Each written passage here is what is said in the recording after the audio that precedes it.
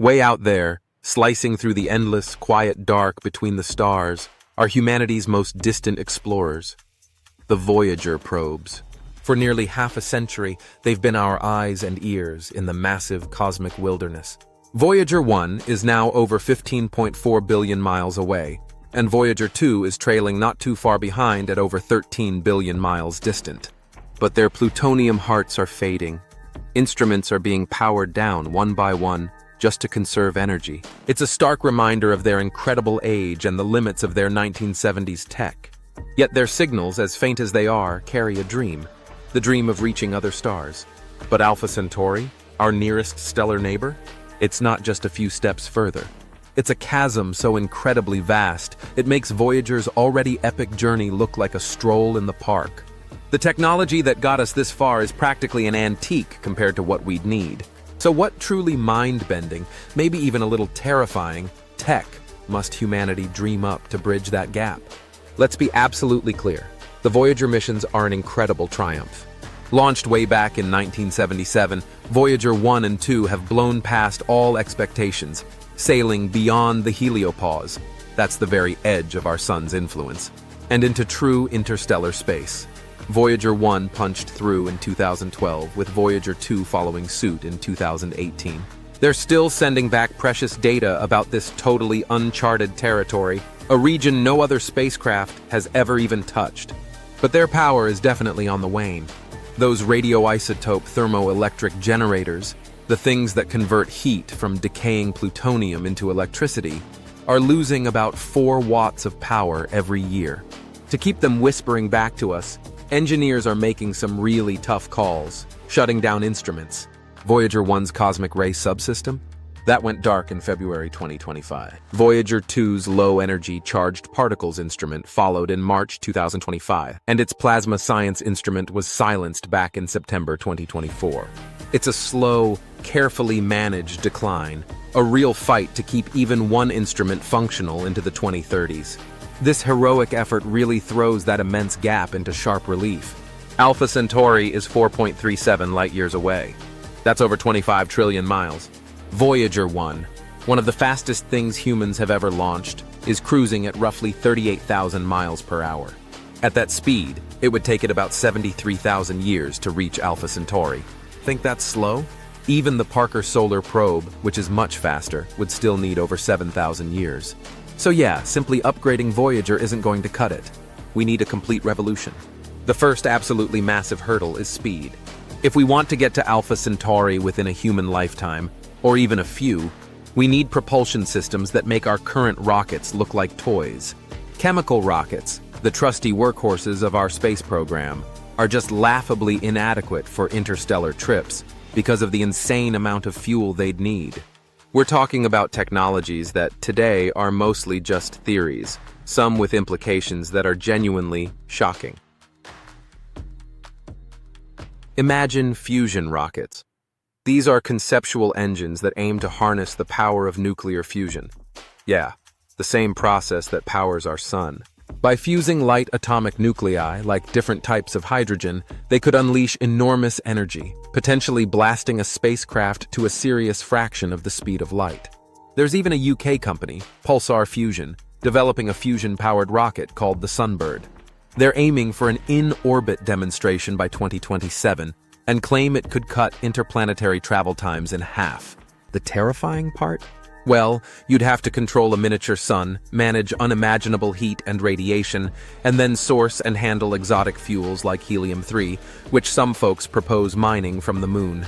The engineering challenges are just monumental, requiring temperatures of millions of degrees Celsius and super-advanced containment systems. Then you've got laser sails, which is the big idea behind the Breakthrough Starshot initiative. Picture this: a tiny gram-scale probe. They call it a star chip, attached to an ultra-thin, incredibly reflective sail, maybe meters across. Now, imagine a colossal, ground-based laser array, possibly kilometers wide, focusing a 100-gigawatt beam onto this sail for just a few minutes. That's more power than many nuclear plants produce. This constant push from light photons could, in theory, accelerate the nanocraft to something like 20% the speed of light. getting it to Alpha Centauri in just over 20 years. Building and powering a laser array like that is a global engineering challenge of epic proportions. Then there's aiming that beam with pinpoint accuracy across trillions of miles to hit a tiny sail. And what about slowing down such a fast-moving probe, or even getting meaningful data back? These are immense hurdles. While the Starshot initiative is currently on hold because it's so expensive, and they're focusing on nearer-term goals, the concept is still out there. A tantalizing, if seriously daunting, possibility. And for those who like to think really, really big, consider antimatter drives. Antimatter is the ultimate fuel when it comes to energy density. When matter meets its antimatter twin, they annihilate each other, converting their entire mass into pure energy. This is orders of magnitude more powerful than fusion. A pion rocket, using the charged particles from these annihilations channeled by magnetic nozzles, could theoretically hit unbelievable speeds. But this is where terrifying takes on a whole new meaning. Making antimatter is incredibly expensive and inefficient. We currently need vast amounts of energy to create just picograms of it. And then there's the radiation. A proton-antiproton annihilation converts a huge chunk of its mass into intense, high-energy gamma rays and pions, which would require some seriously massive shielding. Okay, let's say we crack the speed problem. Interstellar travel is still a journey through time. A trip to Alpha Centauri could easily take decades, if not centuries. So, how do we keep humans alive, or even just human consciousness, across such mind-boggling gulfs of time and space? One solution you hear about a lot is suspended animation or hibernation. Inspired by animals that hibernate through winter, scientists are actually looking into ways to induce a state of torpor in humans, which would dramatically reduce their metabolic rates. If you could reduce an astronaut's metabolism to even 25% of normal, that would slash the amount of food, water, and oxygen needed, making these super long voyages more doable. NASA and the European Space Agency, ESA, are actively researching this, looking into things like controlled hypothermia. The terrifying parts, we have no idea what the long-term physiological effects would be. What about the psychological impact of waking up decades or centuries later? Maybe with everyone you ever knew back on Earth long gone. And what if the life support systems for these sleeping crews fail when they're light years from any possible help? There are also some pretty big ethical questions about consent for such a profound life alteration. If we want people to be awake for the journey, then we have to think about world ships or generational ships. These are basically self-contained mobile biospheres, potentially kilometers long, carrying entire communities, hundreds or even thousands of people, on a voyage that could last for centuries. The ship would need to be a perfectly closed-loop ecosystem, recycling absolutely everything for generation after generation. The challenges here are just as much societal and psychological as they are technological. How do you keep a society stable, maintain a sense of purpose, and pass on knowledge across multiple generations who will be born, live their entire lives, and die on their way to a destination their distant ancestors chose? What happens to social structures? How do you govern? And what about plain old sanity under those conditions? The sheer scale of engineering such a colossal, self-sustaining vessel is, by itself, a terrifying prospect. Some concepts imagine ships 10 kilometers in diameter and nearly 200 kilometers long. Then there's our increasing reliance on advanced AI and robotics. For any interstellar mission lasting that long, AI will be absolutely essential. It would handle navigation, keep the ship running, make real-time decisions, since it would take years for messages to get to Earth and back, and maybe even provide medical and psychological support for the crew. AI-powered robots could do dangerous repairs outside the ship or manage the complex life support systems.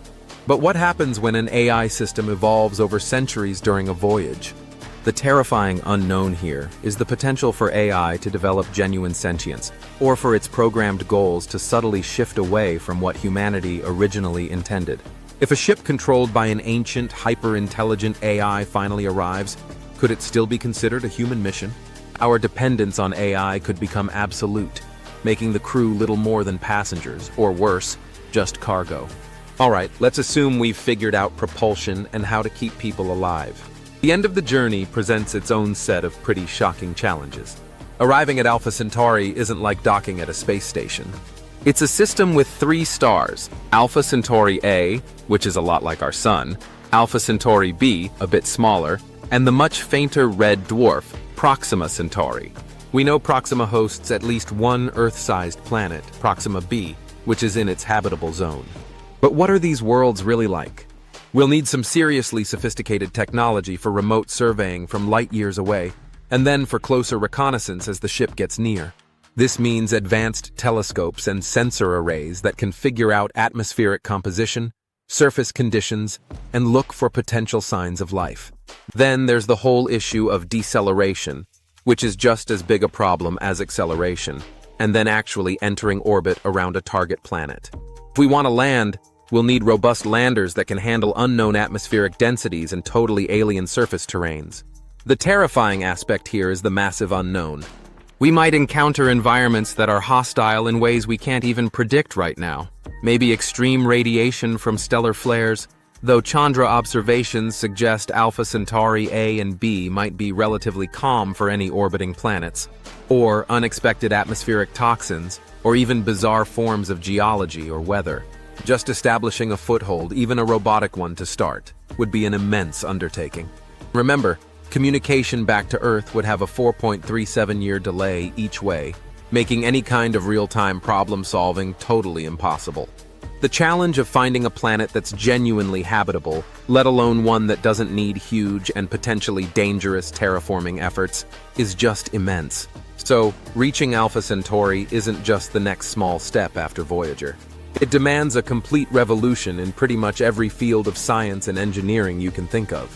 We're talking about potentially bending the laws of physics as we currently understand them for propulsion, rewriting biology for survival, and creating artificial worlds or intelligences that might just redefine what it means to be human. The sheer scale of investment, the decades or even centuries of continuous effort required, the profound risks to human life and the stability of society. It's all, quite frankly, terrifying. Why even think about such a monumental, almost frightening undertaking? Maybe it's that basic human drive to explore, to see what's over the next hill, or in this case, the next star system. Perhaps it's a long-term insurance policy for the survival of consciousness, a way to make sure humanity isn't stuck in a single, fragile planetary basket. The Voyager probes, remember, carry golden records, messages in a bottle for any civilization that might stumble upon them. Maybe the ultimate message isn't actually on those records, but in the very act of striving to go beyond them, no matter how shocking the technological leaps we need to make. The journey to Alpha Centauri is a dream that pushes the absolute limits of our imagination and our capabilities. The technologies we'll need are more than just advanced. They're transformative, bordering on the terrifying when you think about their implications and sheer scale. But if history has taught us anything, it's that humanity has a knack for tackling the impossible. What future tech do you think is the most crucial for us to reach Alpha Centauri? And which one do you find the most awe-inspiring or perhaps the most terrifying? I'd love to hear your thoughts in the comments below. And if you want to explore more of these mind-bending frontiers of science and space, don't forget to like this video and subscribe for more journeys into the unknown.